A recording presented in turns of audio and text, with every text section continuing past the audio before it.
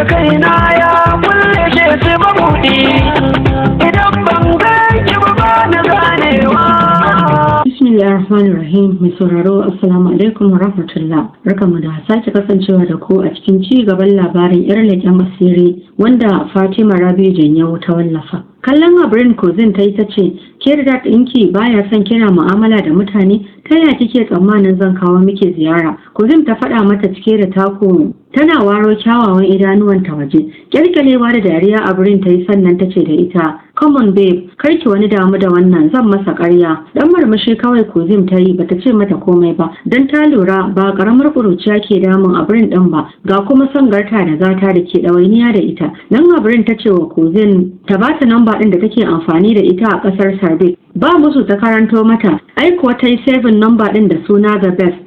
Sannan ta miƙe ta ce za ta wuce. Harorin motar ta Kozim ta yi mata rakiya kamar karsa rabo haka a barin ta ji, amma ya ta iya tunda daɗinta ya takura mata. Bayan haka da ba za ta wuce yanzu ba sai ta tsaya sun sha hirarsa da Kozim. Cike da damuwa ta yi wa Kozim sallama, kana ta shiga motar ta tare da bata wuta. Yayin da Kozim ta bi bayan motar da kallo har ta fice hotel ɗin. Kana ta saki wani murmushin gefen baki tare da juyawa ita ma ta bar wurin. Tana isa ɗakinta ta fara shirya kayanta domin barin ƙasar. Tana gama shirin ta kai tsaye ta wuce airport. Ba a wani jima ba jirgin da ta shiga ya daga zuwa kasar Sarbik. Mai sauraro bari mu dan waiwayi baya kaɗan. A hankali wata rantsatsiyar mota ash color ta tsaya a gaban wani katafaren gida da ke lamba 16 Karamci Road. Tare da tsala uban horn nan take wasu securities guda biyu suka zuge rafkeken gate ɗin gidan. Ba ɓata lokaci motar ta shige cikin farfajiyar gidan tare da rufar parking lot ta faka. Tsawon sakanni sannan aka buɗe marfin motar. A cikin nutsuwa wata kyakkyawar matashiyar budurwa fara wadda za ta kai kimanin shekaru 25 a duniya ta fito daga cikin motar. Jikinta sanye da wasu black ɗin kaya riga da wando wanda suka yi masifar yi mata kyau. Ta yi rolling wani ƙaramin white belt a kanta. Doguwa ce amma ba sosai ba. Haka ma tana ɗan kaurin jiki kaɗan. Dan ba za a kira ta siririya ba. Kallo ɗaya za ka yi mata ka hango tarin gajiya a cikin ƙwayar idanuwanta.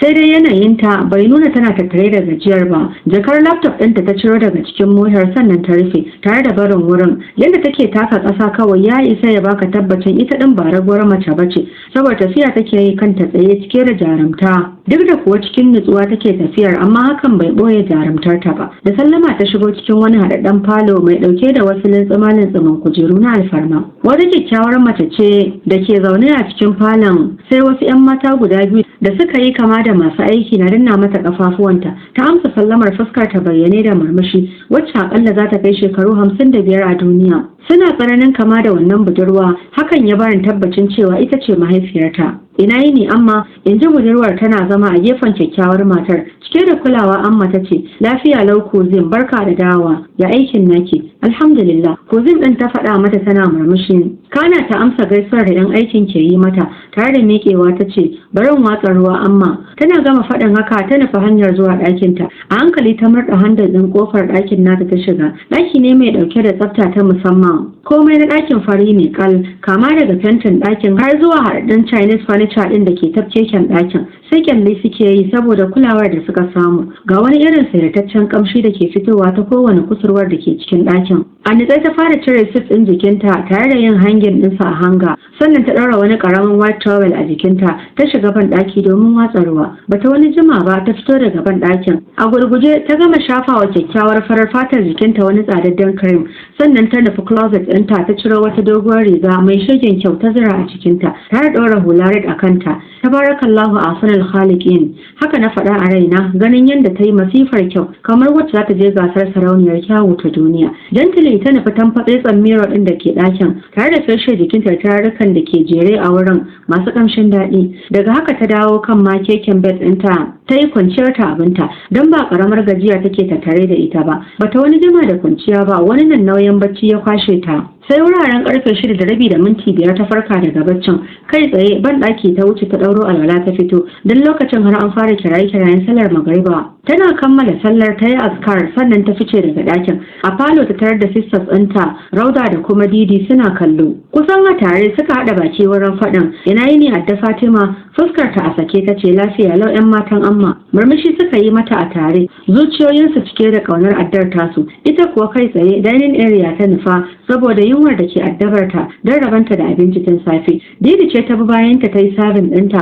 Pineapple fried rice ce da ta ji kayan haɗi sai kamshi ke tashi. Limshe idanuwa Kozim ta yi ta ce, ya rabbi, wallahi girkin amma na daban ne. Yar dariya Didi ta yi da ke tsiyaya mata kunun madara a glass cup ta ce, kai da Fatima, tun yanzu kin fara santi, to ina ga kin fara cin abincin kuma. Guntun murmushi kawai Kozim ta yi bata ce komai ba, ta fara cin abincin nata a nitse. Yayin da Didi ta zauna tana mata hira, sai dai ba wani amsa ta take yi sosai ba. Hakan bai damu Didi ba, bai kuma sa ta daina yi mata hirar ba, don ta riga da ta san halin addan nata, san bata fiye yawan magana ba. Muskila ce ta gaban kwatance. Washe gari misalin karfe 8:53 na safe, Kozim ta iso cikin wani wuri mai girman gaske da tsayi, don kuwa duk inda ka ɗora idanuwanka iya ganinka, yayin da securities ke ta kai kawo ta ko'ina a cikin wurin, kai ka ce gidan wani president ne ko governor. Sai dai yanayin tsarin building ɗin wurin kawai zai baka tabbacin ba gida ba ne. Daga tsakiyar wurin wani tamfatsetsen sama ne mai masifar kyawu da tsaruwa, wanda dukkaninsa glass ne. Sai kuma wasu manyan buildings ɗin da ba upstairs ba, amma sun yi mugun tsaruwa. Tana gama parking a wurin da aka tanada domin ajiye motoci, ta fito daga motar tana kai dubanta ga tsadaddan agogon da ke ɗaure a hannunta na dama. Don lokacin mitin ɗin da za su yi ya gabato, gashi tana gab da makara. Cikin sauran securities ɗin da ke ta wurin suka shiga kamewa tare da sara mata alamar girmamawa. Hannu kawai ta ɗaga musu, sanin ta yi hanzarin barin wurin. Ta isa bakin haɗaɗɗen upstairs ɗin tare da ɗora yatsanta manoni akan wani ɗan abu da ke jikin glass door ɗin shiga wurin. Nan take kofar ta buɗe, daga haka ta shige, sannan kofar ta rufe, kana ta buɗe ta ciki. Ficewa ta yi tare da shigewa elevator da zai kai ta meeting hall ɗin, saboda ta yi saurin isa kafin cikar lokacin da za su fara meeting ɗin. Yana tsayawa ta fito ta shige cikin hall ɗin, nan ta tarar da abokanan aikinta duka sun halarta a wurin. Suna zazzaune akan wasu baƙaƙen kujeru na alfarma da ke zagaye da wani katon glass table wanda ke tsakiyar haɗaɗɗen hall ɗin mai faɗi da tsayi. Za su kai su 20 duka maza ne, musulmai da Kiristan. Su ma duka sanye suke da black suit irin ta jikinta. Kowannen su a gabansa akwai abin sautin magana, wasu ma har da laptop a gaban nasu. A nitse Kozim ta zauna a ɗaya daga cikin kujerun, daidai lokacin da kuma wani dattijo mai cike da kamala ya shigo cikin wurin. Sai dai shi suit ɗin da ke jikinsa ash color ce, kai tsaye ya nufi mazauninsa na musamman. Hakan ya sa dukkaninsu suka yi saurin miƙewa tare da kamewa, suka yi masa salut cike da girmamawa. Sai da ya zauna, kana su ma suka zazzauna. Karfe 9 na bugawa, dattijon ya miƙe tsaye cike da kamala, ya fara magana cikin harshen Turanci. Good morning everyone, I am LG Aliyu Iko by name. Nan suka shiga tafa masa cike da girmamawa. Hakan ya bani tabbacin shi ɗin babba ne sama da su. Dan murmushi ya yi. Sannan ya ci gaba da faɗin, da farko dai ina yi muku barka da isowa wannan muhimmin mitin, ina fatan dukkaninku kun iso lafiya. A tare suka girgiza masa kai tare da faɗin, yassa, fita yi daga mazauninsa ya nufi wurin wata katuwar kwamfuta da ke ajiye a cikin hall ɗin, duk da inda suke tana fuskantar su. Hakan ya sa duka suka mai da hankulansa akan kwamfuta ɗin da zanen wani katon map bayyane a cikinta. Kallon su LG ya yi, sannan ya mai da dubansa akan kwamfuta ɗin yana mai faɗin, kamar yadda kuke gani wannan taswirar kasar Sarbik ce. Akalla muna da jihohi 15 a cikin wannan kasa ta mai tarin albarka. A cikin ku kowa ya san shekarun da suka gabata kasar Sarbik ta kasance kasa mai dawwammamen zaman lafiya, ci gaba tare da wadatar arziki da albarkatun kasa, kafin yanzu ta zama hedikwatar tashin hankali da rashin zaman lafiya, musamman a waɗannan jihohi Rissam, Raddal, Gaito, Sabali, Manin da kuma Talbi. Abin ya fi tsamari a cikin sosai, inda a cikin kankanin lokaci mun yi asarar rayukan biliyoyin mutane waɗanda 'yan ta'adda ko in ce 'yan tada ƙayar zaune suka kashe ba su ji ba su gani ba, wanda gwamnatin ƙasar nan a koda yaushe tana cikin yin iya ƙoƙarinta wurin ganin zaman lafiya ya wanzu a cikin ƙasa, amma abin ya ci tura.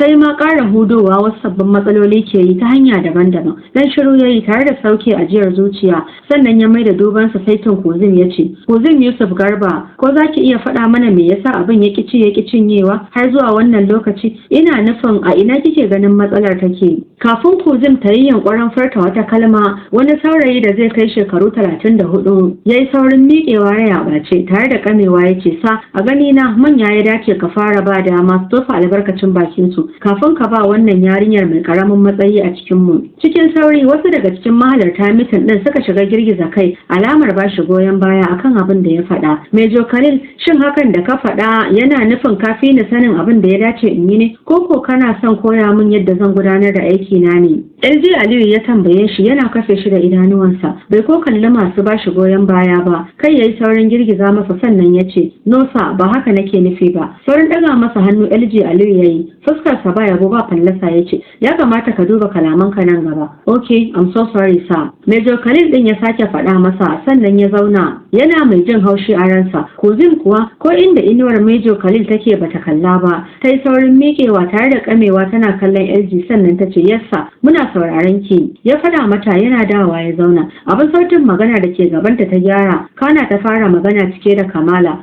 Ni dai a iya hasashe na matsalolin kasar nan sun ki kawo ƙarshe ne saboda akwai bara gurbi a cikin manyan kasar nan waɗanda suke yi mana zagon ƙasa tare da yankan baya ta hanyoyin da ba mai zato ko tsammani ba. Wannan dalili yasa ko an kirkiro hanyar da za a yi amfani da su wurin ganin an magance matsalolin da ke addabar wannan ƙasa, su ne ke shiga da fita har sai sun ga sun ɓata shirin. A tunanina wannan ne yasa har yanzu matsalolin ƙasar nan suka kasa kawowa ƙarshe. Nan take meeting hall ɗin ya kaure da tafi ta ko ina, dukkaninsu sai girgiza kai suke cike da gamsuwa da abin da Kuzim ta faɗa, amma banda Major Khalil da ya wani tsuke fes ɗinsa kamar wanda aka aiko wa da sakon mutuwa. Murmushi LG Aliyu ya yi cike da alfahari da ita, sannan ya nuna mata mazauninta alamar ta zauna. Daga haka Kuzim ta zauna tana gyara zaman mayafin kanta. Kaifa Major Khalil, ko kana da abin cewa? LG ya faɗa yana mai da dubansa saitin Khalil ɗin. Fuska a martuke ya miƙe tare da kamewa sannan ya ce, "Nosa." Yana gama faɗin haka ya koma ya zauna tare da fizar da wata iska daga bakinsa cike da jin haushin Kuzim. Yana ta saka abubuwa da dama a ransa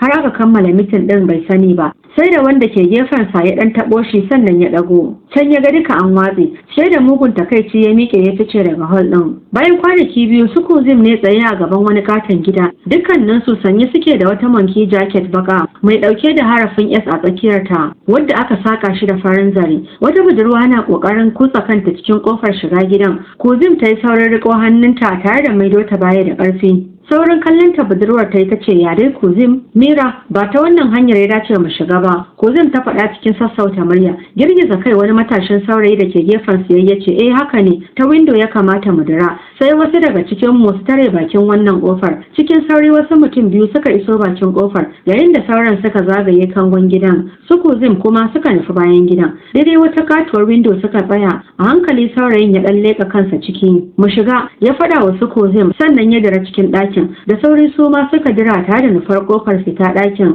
sai ga sun bullo ta cikin wani ɗaki, amma har lokacin ba su ji motsin kowa ba. Hakan yasa suka ci gaba da shige da fice a cikin ɗakunan da ke kangon gidan saboda suna da tabbacin akwai mutane a cikin gidan. Dariyar da suka jiyo ne daga cikin wani ɗaki ya sanya su saurin ƙarasawa wurin ɗakin. Cikin sanda suka fara kutsa kawunansu a ciki. A tsakiyar ɗakin suka hango gungun wasu matasa suna ta busar hayaƙi, yayin da wasu ke buga karta. Cikin sauri suka ƙaraso wurin su tare da saita bindigogin da ke hannuwansu akan mutanen. A mugun ruɗe mutanen suka ɗago suna kallon su cike da tsoro da tashin hankali. "Ku miƙa wuya, kuma zan harbi dukkan wanda ya yi yunƙurin guduwa daga cikin ku." Kuzim ta faɗa musu tana gyara riƙon bindigar hannunta. Jikinsu na rawa suka yi nilin tare da ɗaga hannayensu sama. Wani daga cikinsu ne ya shammace su ya miƙe tsaye tare da zurawa a guje ya dire ta windo ya faɗa cikin wani ɗaki. Da wani irin kuzari Kuzim ta bi bayansa ita ma ta dira ta windon yana ƙoƙarin ficewa daga ɗakin ta yi azamar ɗauke ƙafarsa ta hagu da bindiga. Hakan ya sanya shi sakin wata irin ƙarar azaba tare da zubewa a wurin asume. Daga haka ta kira sauran abokanan aikinta da ke can waje a waya. Cikin sauri suka iso ɗakin. Nan suka tasa ƙeyar mutanen gaba zuwa waje. Yayin da wasu daga cikinsu suka tallafi wanda Kuzim ɗin ta harba. Sannan suka fice daga kangon gidan. Bayan Hilux ɗinsu suka tura mutanen yayin da wasu suka zauna tare da su a baya. Su Kuzim kuwa wata ƙaramar mota suka shiga. Sannan suka bar wurin cike da jin daɗin nasarar damƙe waɗannan mutanen da suka ɗau tsawon lokaci suna farauta, amma sai yau Allah ya ba su galaba a kansu. Ba ma kamar Kuzim da operation ɗin yake a ƙarƙashin kulawarta duk ta fi su farin ciki. Kuzim na zaune a ofis ɗinta tana shigar da wasu bayanai akan mutanen da suka kamo. Major Khalil ya faɗo cikin ofis ɗin tamkar an jefo shi daga sama, don ko sallama bai mata ba. A bakin kofa ya ja ya tsaya, fuskar nan ta samu murtuke tsaye kamar bai taɓa dariya ba ya ce, ke waye baki izinin yin harbi? Ɗan dagowa ta yi ta kalle shi sannan ta mayar da hankalinta akan abin da take yi don kar ma ya ɓata mata lokaci. Hakan da ta yi ba ƙaramin sake tunzura shi ya yi ba. A mugun fasace ya iso gabanta tare da sa hannu ya rufe laptop ɗin da take amfani da ita yana faɗan, har ke wace ce da ina tambayar ke za ki yi kunnen uwar shego da ni, me kike jin kanki ne? Tuni zuciyarta ta kawo har wuya, amma fahimtar abin da yake son gani kenan, wato bacin ranta, sai kawai ta dake tare da shanye bacin ran. Wannan ba shine karan farko da Major Khalil ke kalubalantar ta akan aikin ta ba. Ta rasa sanin mai tattare masa a hukumar da ya ɗora mata karan tsana haka. Hakan yasa dukkan abin da yake yi mata bata kula shi, ba wai dan tana tsoron sa ba, sai dai shi din yana sama da ita, kuma ta san artabun su ba zai yi kyau ba. Amma yau ya kai ta makura, dole ne ta ja masa kunne a karo na farko. Sa Khalil, ka fita sabgata, ka yi abin da ke gabanka. Kuzim ta faɗa masa tana kallon tsakiyar idanuwansa don san danne bacin ran da take ciki. Ba ƙaramin kwarjini idanuwan nata suka yi masa ba, hakan ya sa ya sauran janye idanuwansa daga cikin nata, sannan ya saki wani shu'umin murmushin jin daɗin kulashin da ta yi a karo na farko. Saboda rashin kulashin da ba ta yi yana daga cikin abubuwan da ke ƙara haddasa ƙiyayyarta a cikin zuciyarsa. Ya ce idan har kika ga na fita a sabgarki, to ko kin daina kai kanki matsayin da Allah bai kai ki ba, kuma dole ne ki amsa min tambaya ta a yanzu,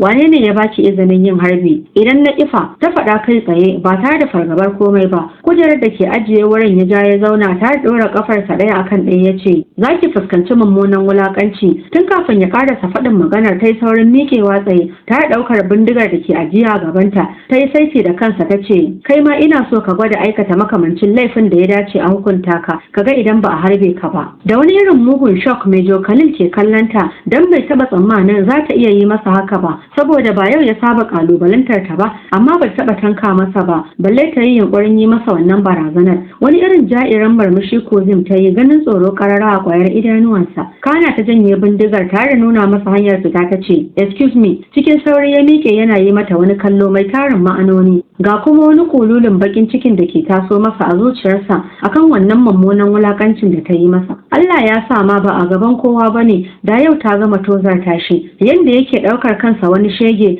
a ce wannan yarinyar ta yi masa barazana da bindiga a gaban idan mutanen da suke ba shi girma. Mu zuba mu gani, ya faɗa mata cikin wata irin murya mai wuyar tantancewa. Daga haka ya fice daga ofis ɗin kamar zai tashi sama. Saurin ja da bayan Mira da ke kofar shigowa ofis ɗin ta yi, tana bin bayansa da kallo. Sanin ta girgiza kai ta shiga. Ganin Kozim tsaye ya sanya ta isowa wurinta ta ce, Kozim lafiya kuwa? Mai Sa Khalil ya zo yi ofis ɗinki. Dan dace kai Kozim ta yi, sannan ta koma ta zauna tare da limshe idanuwanta na 'yan wasu sakanni, sannan ta buɗe idanuwanta ta kalli Mira ta ce, har sai yaushe zai daina takurawa rayuwata ne? Ki haƙuri Kozim, hasada ce kawai ke addabarsa. Dama shi haka yake, da zarar ya ga kana ci gaba to zai ɗora maka karan tsana ne. Duk wata hanya da zai bi wurin ganin ya ɓata maka rai sai ya yi amfani da ita. To kuwa a kaina hasadar tasa za ta kawo ƙarshe. Ba zan zauna in zuba ido wani katon banza yana taka ni san ransa ba. Wallahi babu ruwana da matsayinsa ya finawa. Duk yanda yake so haka zami, da ni yake zancen. Kozim ta faɗa a zafafe, tana sake mai da idanuwanta ta limshe don ta suka canja launi daga fari zuwa ja tsabar ƙunar rai. Abin da yake so kenan ya ga kin biya masa kuna artabuwa tsakaninku. Shi bai yi gaba ba, ke ma ya hana ki yin gaba. Idan kika zauna kika yi tunani, wannan ma wani matakin nasara ne da rayuwarki ta fara takawa Kozim.